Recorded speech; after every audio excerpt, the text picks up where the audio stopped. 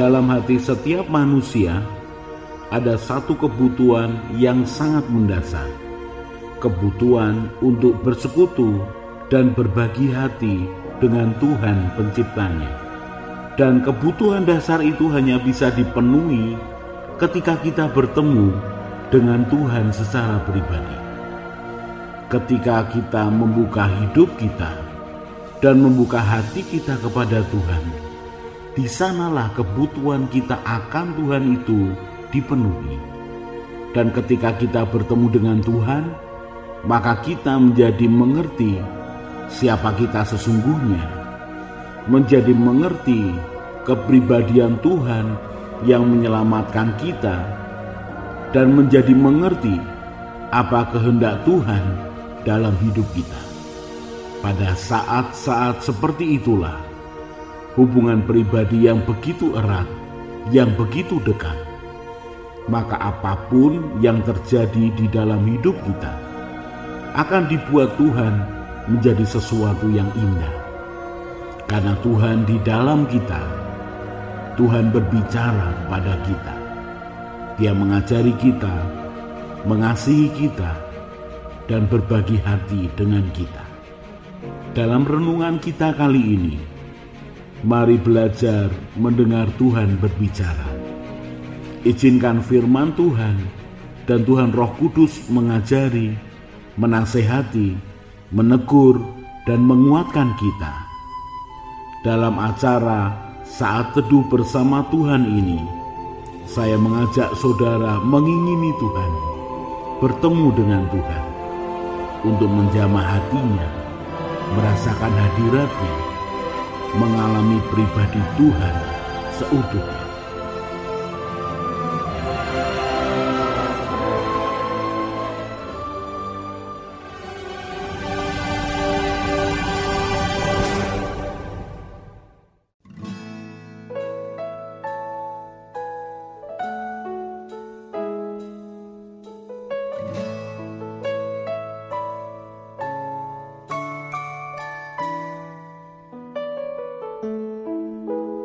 Bawaku dekat, jangan lepaskan. Ku serahkan seluruhnya kepadamu, sahabatku. Kau yang ku rindu, tiada sepertimu. Tak ada yang menggantikanmu. Dekap hangat pelukanmu, bawa diriku mendekat padamu.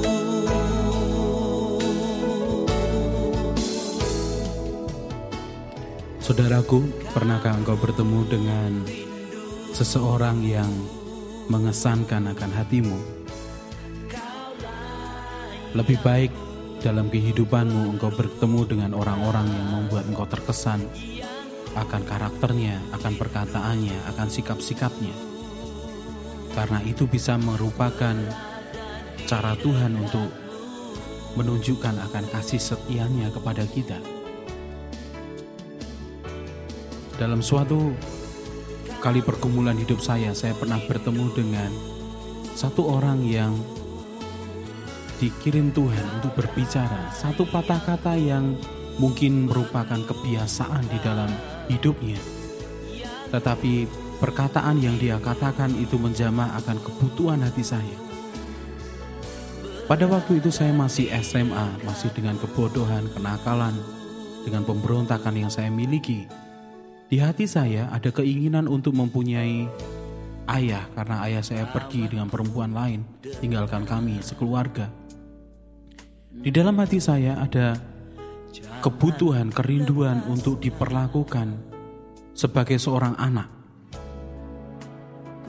Siang itu saya habis olahraga, saya habis melakukan beberapa urusan. Kemudian saya duduk di depan TU sekolah. Saya sendirian di situ. Saya perhatikan orang lalu lalang. Di pikiran saya berkecamuk banyak hal. Kemudian datang seorang petugas TU sekolah. Dia dekati saya, kemudian dia sebut saya dengan panggilan yang saya tidak pernah diperlakukan sebelumnya. Dia panggil saya dengan bahasa sehari-hari. Dia katakan, "Kok tidak pulang, Nang?" Kata Nang, kata Na itu menjamah hati saya. Selama sekian tahun saya tidak pernah diperlakukan sebagai anak. Saya sebagai anak yang disisihkan. Ketika saya dengar akan kalimat itu, hati saya sepertinya mendapatkan sesuatu yang saya cari selama itu.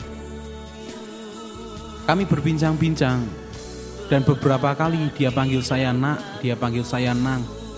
Berkali-kali dia lakukan itu. Saya tahu mungkin buat dia memanggil anak sekolah dengan sebutan itu adalah hal yang biasa.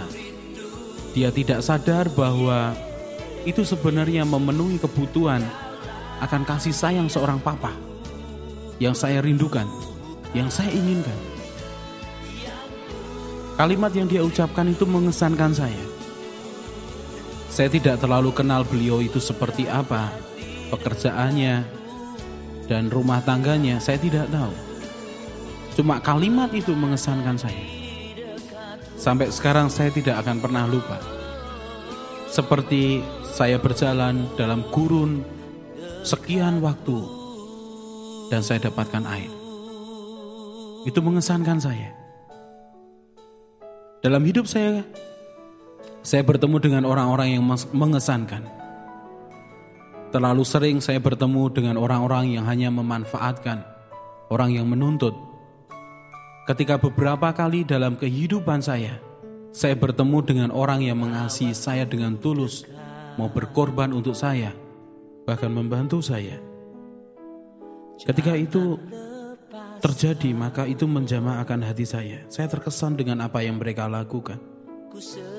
Seringkali bukan sesuatu yang besar, bukan sesuatu yang menghebohkan, tetapi karena itu merupakan kebutuhan saya pada waktu itu. Sikap mereka, perkataan mereka, apa yang mereka lakukan bisa begitu mengesankan saya. Saya sadar bahwa mereka adalah manusia biasa yang mempunyai begitu banyak kekurangan dan juga kelebihan. Tetapi apa yang mereka lakukan pada waktu itu tepat berbicara kepada saya. Tetapi ketika di dalam keadaan yang lain saya membutuhkan orang yang mendukung saya, yang mengerti saya tidak mendapatkannya. Ketika saya berpikir bahwa pasti ada orang lain yang akan menolong saya tidak mendapatkannya.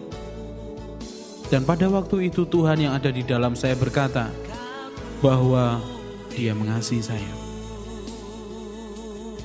Satu demi satu kejadian saya lampaui, saya semakin melihat bahwa kepribadian manusia yang mengesankan itu baik, tetapi ternyata itu tidak akan bisa melebihi kapasitas kepribadian yang Tuhan punya. Karena kasih, perhatian, dan simpati dari manusia itu terbatas. Tetapi ketika Tuhan mengasihi saya, ketika Tuhan memperhatikan saya, ketika Dia mendorong saya, bahkan membela saya, itu jauh lebih hebat dari siapapun di atas muka bumi ini. Karena Dia mengasihi saya dengan tulus. Bahkan Dia tahu apa yang saya butuhkan. Berada di dekatmu,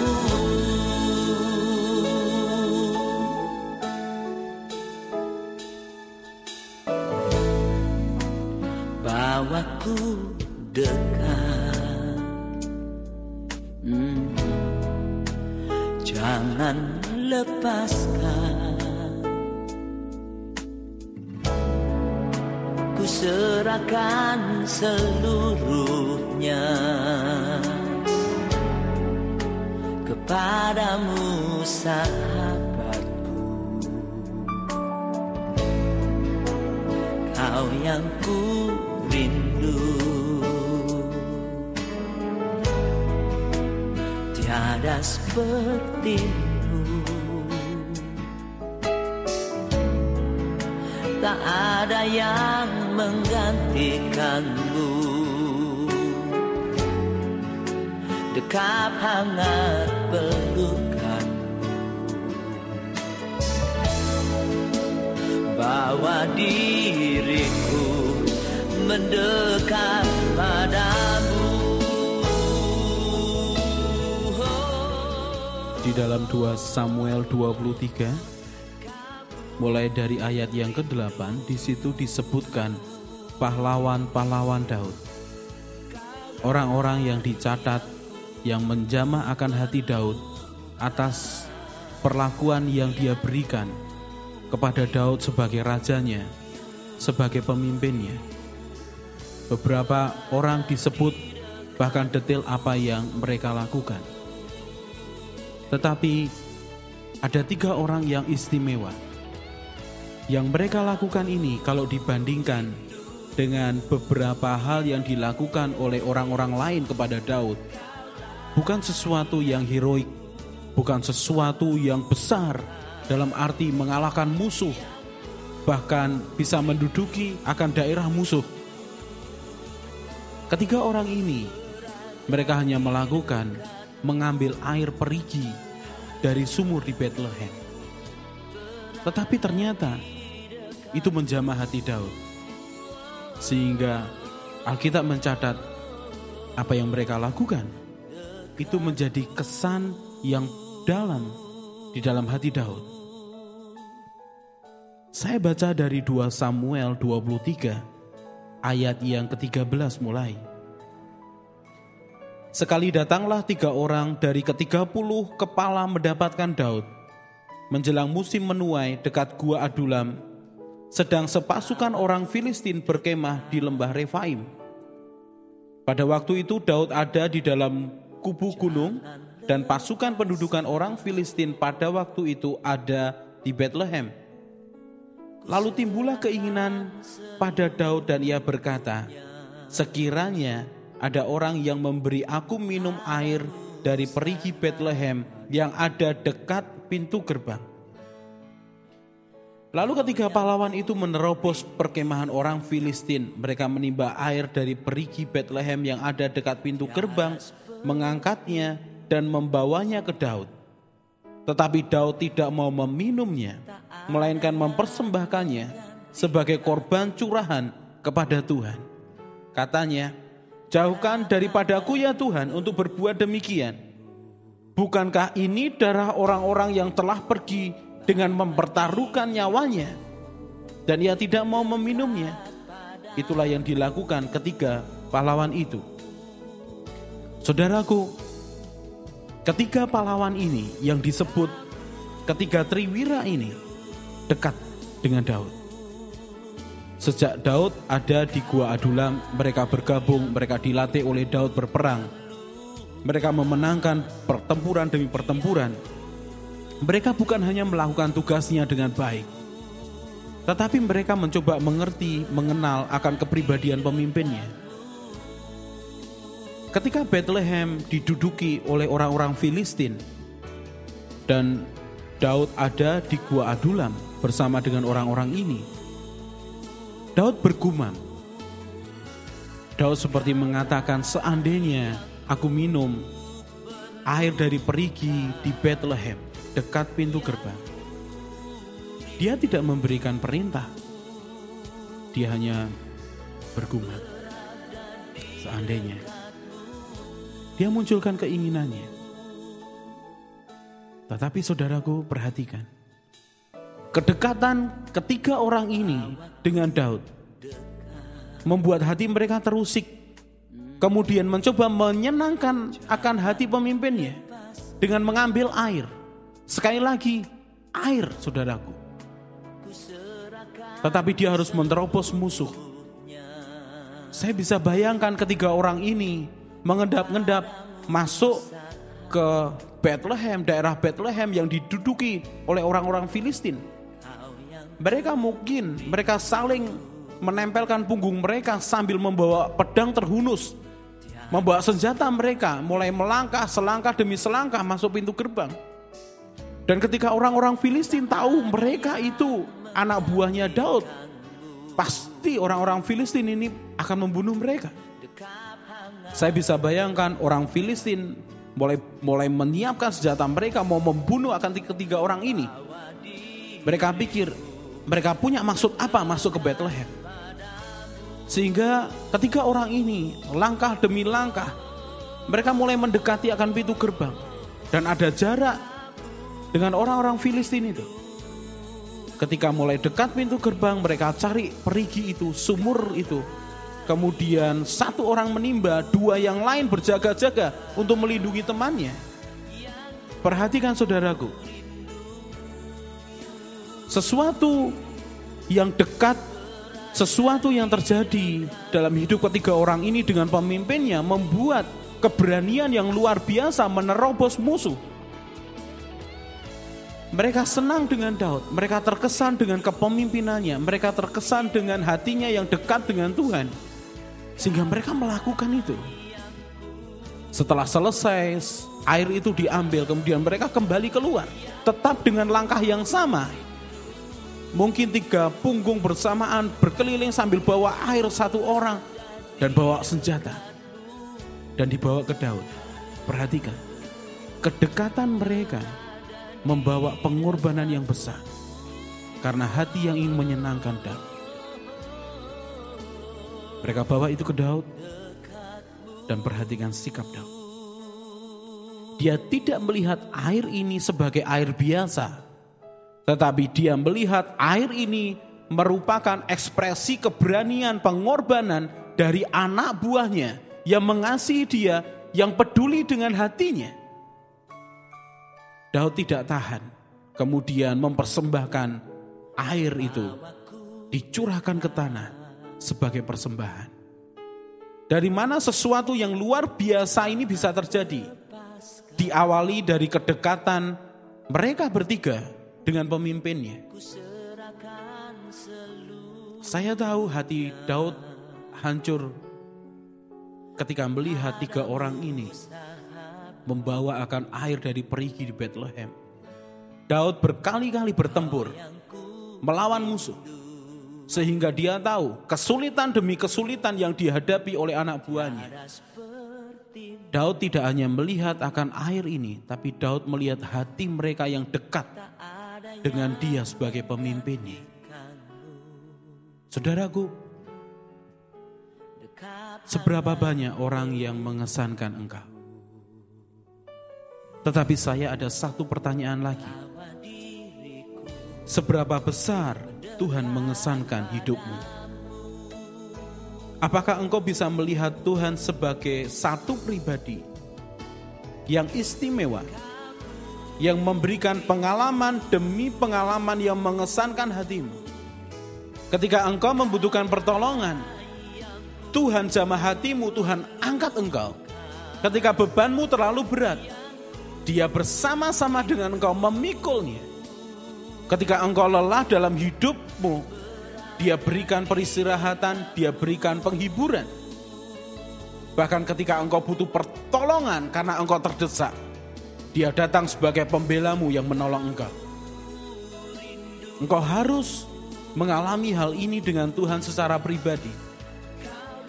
Kalau tidak, engkau akan gampang kecewa dengan manusia. Karena kesan yang ditimbulkan oleh manusia itu hanya terbatas. Tidak bisa menjamin akan kehidupanmu. Tidak akan menjadi sumber kehidupanmu untuk selama-lamanya. Mengesankan secara jiwa itu benar. Tetapi apakah itu menjadi kekuatan sepanjang hidupmu? Saya kira tidak. Engkau harus mengalami pengalaman dengan Tuhan secara pribadi. Pengalaman dengan Tuhan yang menjamah hatimu. Pengalaman dengan Tuhan yang memberikan pengertian. Sehingga ketika engkau melangkah lagi untuk menjalani kehidupanmu di depan, engkau percaya ada satu pribadi yang mengasihi, yang memperhatikan, yang tidak pernah meninggalkan, yang bahkan siap memberikan apapun yang kita butuhkan.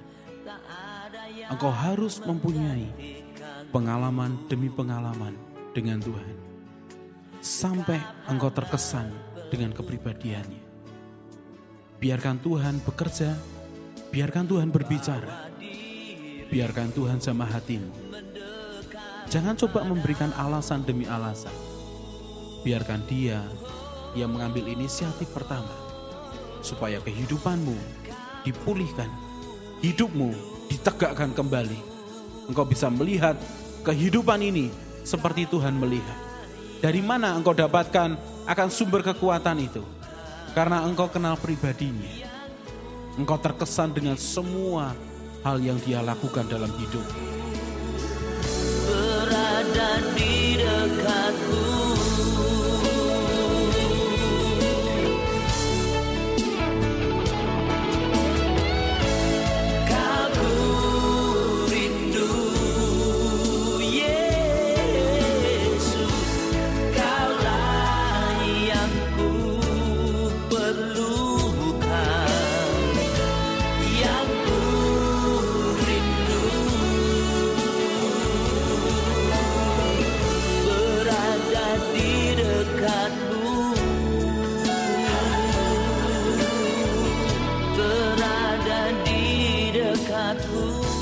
Yang kita inginkan ketika kita bertemu dengan satu pribadi yang mengesankan kita, kita tentu ingin mengulangnya berkali-kali, bahkan sepertinya seluruh hidup kita sisanya akan kita habiskan dengan seorang pribadi yang mengesankan kita. Tetapi kalau kita bertemu dengan orang-orang yang mengesankan kita, di satu sisi mereka mengesankan perkataannya, dukungannya, pertolongannya itu sangat mengesankan. Tetapi di lain hal, mereka itu mengecewakan.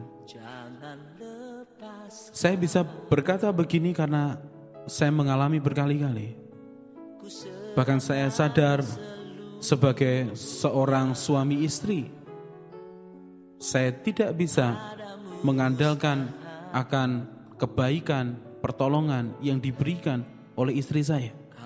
Saya harus meletakkan Tuhan nomor satu di dalam hidup saya, karena Dia Tuhan yang tidak pernah mengecewakan saya. Seseorang yang mengasihi saya seperti istri saya tidak akan bisa menjamin bahwa dia tidak akan pernah mengecewakan saya. Jadi nomor satu dalam hidup saya adalah Tuhan. Yang kedua adalah keluarga. Yang ketiga baru pelayanan. Dan yang lain adalah selanjutnya. Tetapi Tuhan tetap nomor satu.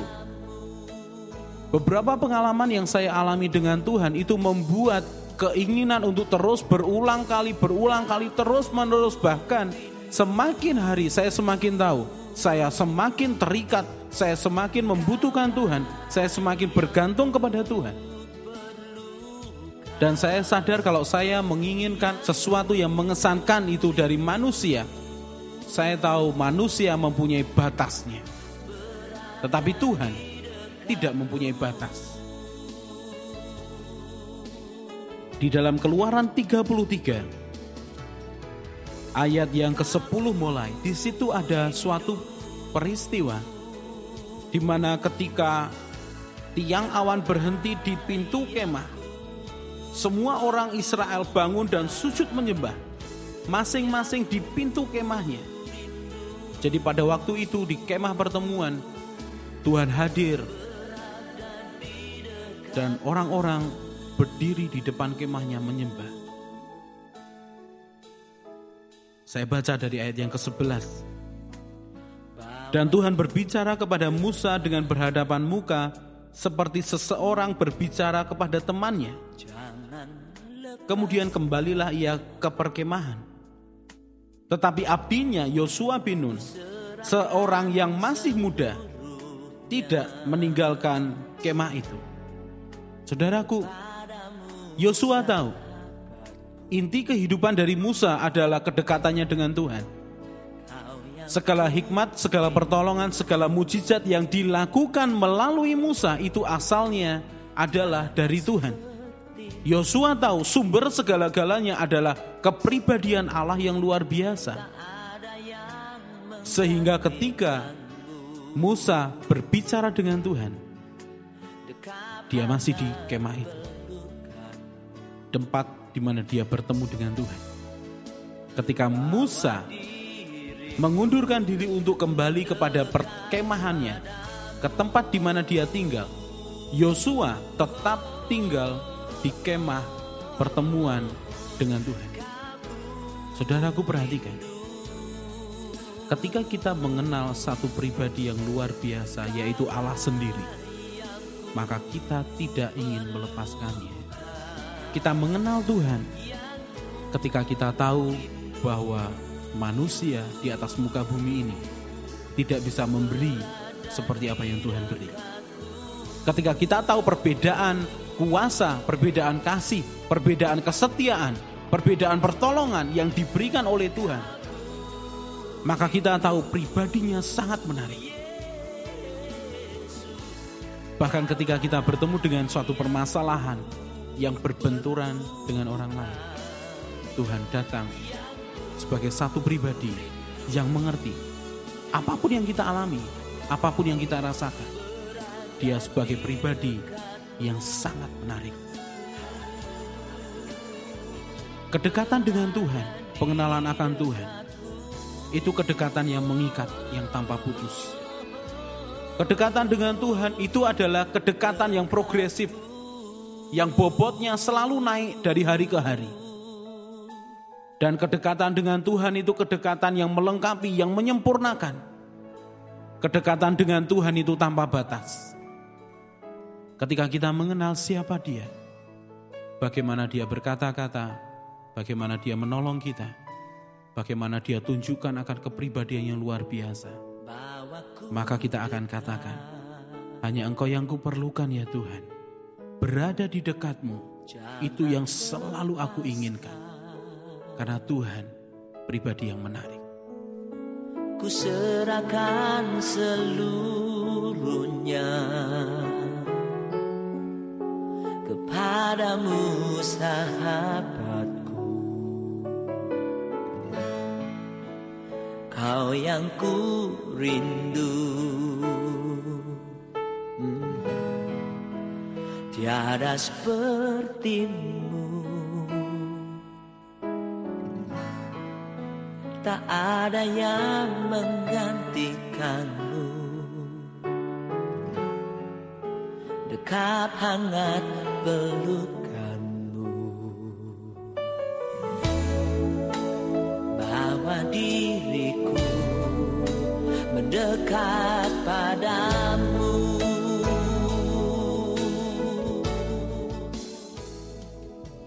Pencarian akan Tuhan dalam hidup saya itu didasari oleh kesadaran bahwa saya tidak mempunyai apapun untuk bisa diberikan kepada orang-orang yang saya kasihi. Saya membutuhkan akan kasih Tuhan. Saya membutuhkan hidup saya dipenuhi oleh kasih Tuhan, sehingga saya bisa mengasihi istri, anak-anak, bahkan orang-orang lain dengan kasih yang dari Tuhan. Saya membutuhkan pengampunan. Hidup saya limpah dengan pengampunan dari Tuhan, sehingga saya bisa mengampuni orang lain. Saya butuh pengertian Tuhan. Hidup saya limpah dengan pengertian demi pengertian yang saya dapatkan dari pribadi Tuhan sendiri. Baru kemudian saya bisa mengerti orang lain.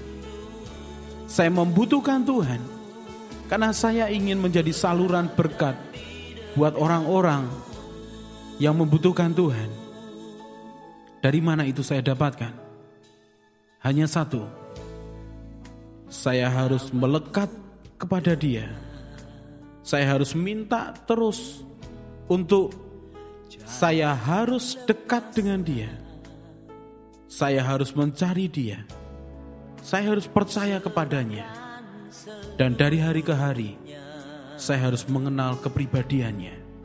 Tuhan yang baik, Tuhan yang mengasihi saya, Tuhan juga yang mengasihi saudara.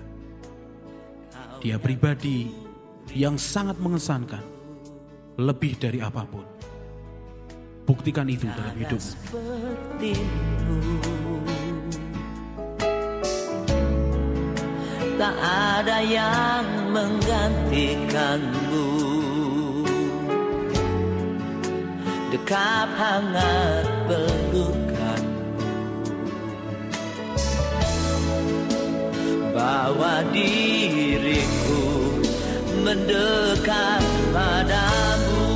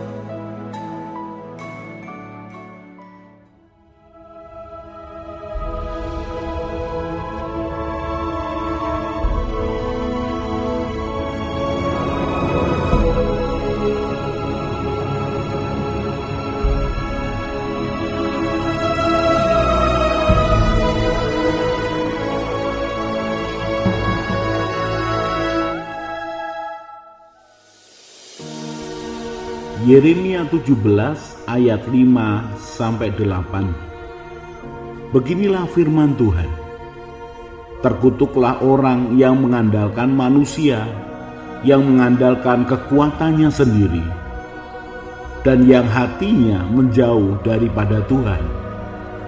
Ia akan seperti semak bulus di padang belantara. Ia tidak akan mengalami datangnya keadaan baik. Ia akan tinggal di tanah angus, di padang gurun, di negeri padang asin yang tidak berpenduduk. Diberkatilah orang yang mengandalkan Tuhan, yang menaruh harapannya kepada Tuhan. Ia akan seperti pohon yang ditanam di tepi air, yang merambatkan akar-akarnya ke tepi batang air, dan yang tidak mengalami datangnya panas terik, yang daunnya tetap hijau, yang tidak khawatir dalam tahun kering, dan yang tidak berhenti menghasilkan buah. Mari hidup dalam takut akan Tuhan. Mari mencari Tuhan dengan segenap hati kita. Mari tetapkan hati untuk mentaati kebenaran firman Tuhan dan menyenangkan hati Tuhan. Maka Tuhan akan semakin nyata berbicara, menuntun, memperlengkapi, dan mempercayai kita. Mari tetapkan hidup sesuai dengan kehendak Tuhan. Saya Yosea Kristiono, Gembala Jemaat CK Injil Keselamatan. Tetap setia, tetap semangat. Tuhan Yesus memberkati.